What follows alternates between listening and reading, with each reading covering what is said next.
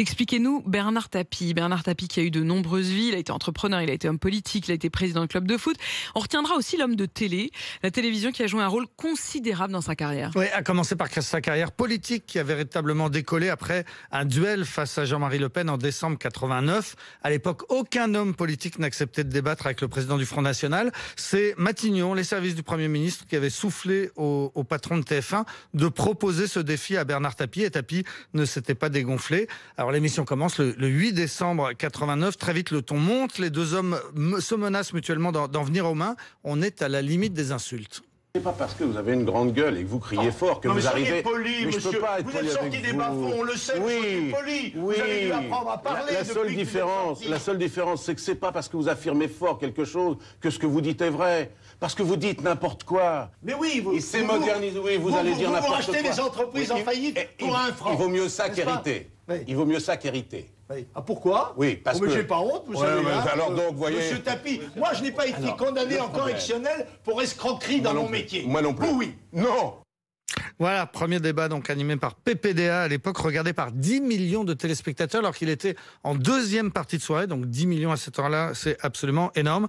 De la vie générale, Bernard Tapie l'avait emporté et c'est en tout cas ce jour-là qu'il est devenu le champion de la lutte contre le Front National et qu'il a confirmé son statut surtout de bête de télé. Un autre débat a eu lieu un peu plus tard, 5 ans plus tard sur France 2, moins agité. On a surtout retenu à ce moment-là que le présentateur Paul Amar avait eu la mauvaise idée de sortir des gants de boxe, une faute de goût qui lui avait coûté son poste. Et puis ensuite, Bernard Tapie, il a eu aussi une carrière d'animateur de télé. Animateur télé et radio, on s'en souvient moins. Il a été un an en 99 sur RMC, de 8h30 à 9h, une émission de dialogue avec les auditeurs qui s'appelait Allô Bernard.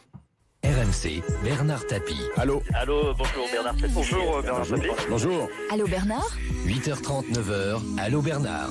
À demain sur RMC. Ah voilà, Allô Bernard sur RMC. À la télévision, Bernard Tapie a animé à tort et à raison sur TF1 en 2002. C'était des débats de société qui se sont assez vite arrêtés. Il a aussi présenté Rien à cacher sur RTL 9, mais sa grande émission de télé, c'était bien avant, c'était Ambition sur TF1 au milieu des années 80.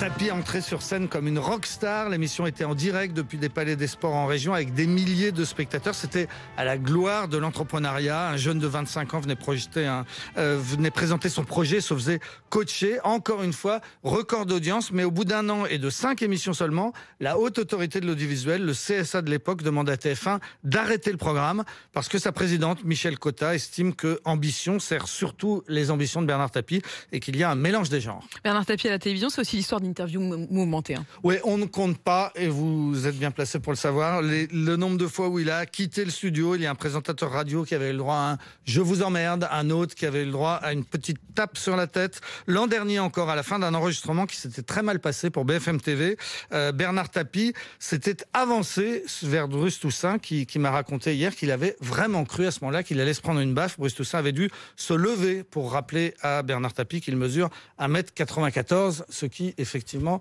est assez impressionnant. Ouais, il concevait les interviews Bernard Tapie comme des matchs de boxe parce que pour lui, dans la vie, comme à la télé, tout est rapport de force et les journalistes qui étaient souvent secoués le réinvitaient toujours parce qu'ils étaient sûrs d'avoir de l'audience et un bon moment de télé.